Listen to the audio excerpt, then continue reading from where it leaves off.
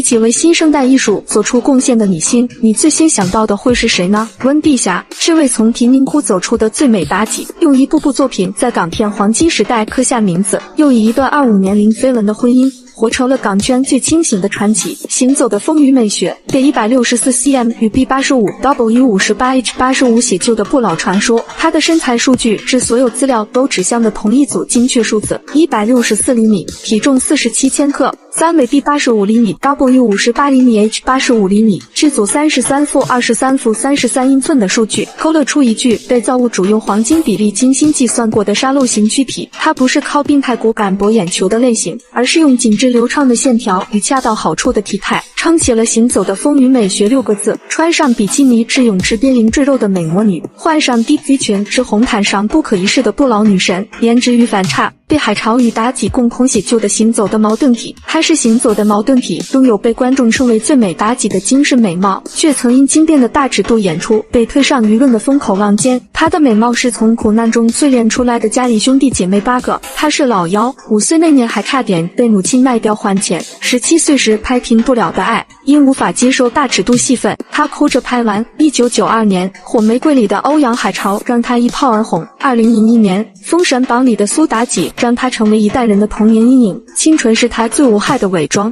性感与野心才是她最锋利的底色。成名之路，从贫民窟少女到港圈传奇的破界之旅。1981年，15岁的她在酒吧门口被导演黎大伟和编剧文卷发掘，首部电影《靓妹仔》便获得第2届香港电影金像奖最佳新人提名。1984年，与刘德华主演《停不了的爱》让她崭露头角，但也让她因大尺度戏份暂别影坛。1986年，她回归与梁朝伟合作《地下情》。1992年，电视剧《火玫瑰》让她彻底甩掉花瓶标签。1996年，她为转型主演《静变》，却因此陷入舆论风波。2001年，《封神榜》的苏妲己让她迎来事业第2春。此后，她成立个人电影工作室。2024年，更凭借《黄岛美人鱼》斩获第4届亚洲国际青年电影节最佳女主角奖。把最长情的爱留给同一个人，荧幕上是倾倒众生的妲己，现实中却把爱情活成了最漫长的童话。1996年，她在聚会上结识了何祖光，国民党元老何应钦的孙子，男方对她一见钟情，